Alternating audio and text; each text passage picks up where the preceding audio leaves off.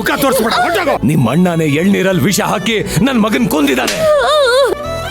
ನಿನಗೆ ಮಾನ ಮರ್ಯಾದೆ ಇರೋದೇ ಆದ್ರೆ ನಿನ್ ತಂಗಿನ ಕರ್ಕೊಂಡು ಹೋಗಲೇ ಅಯೋಗ್ಯ. ಮಾವ ಬೇಡ ಮಾವ, ನನ್ನ ಮಾತು ಕೇಳಿ ಮಾವ. ಮಾವ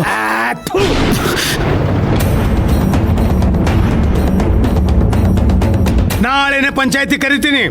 ನಿನ್ ತಂಗಿ ಮಾಡಿರೋ ಕಚಡ ಕೆಲ್ಸಕ್ಕೆ ನನ್ನ ಮಗನಿಗೂ ನಿನ್ ತಂಗಿಗೂ ಯಾವ ಸಂಬಂಧನೂ ಇಲ್ಲ ಅಂತ ತೀರ್ಪು ಕೊಡ್ಲೆ.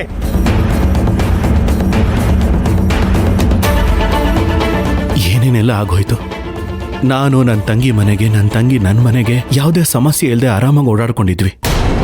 ಆದರೆ ನಮ್ಮ ಎರಡು ಕುಟುಂಬಗಳ ಮಧ್ಯೆ ಏನೇನೋ ಗಲಾಟೆಗಳಾಗಿ, ಮನಸ್ತಾಪಗಳಾಗಿ ಸಂಬಂಧಗಳೆಲ್ಲ ದೂರ ಆಗ್ಬಿಟ್ಟಿತ್ತು. ದೇವ್ರ ದಯೆಯಿಂದ ಈಗೆಲ್ಲ ತಿಳಿಯಾಗಿದೆ ಅನ್ಕೋತೀನಿ. ಇನ್ಮೇಲಾದರೂ ಎರಡು ಕುಟುಂಬಗಳ ಮಧ್ಯೆ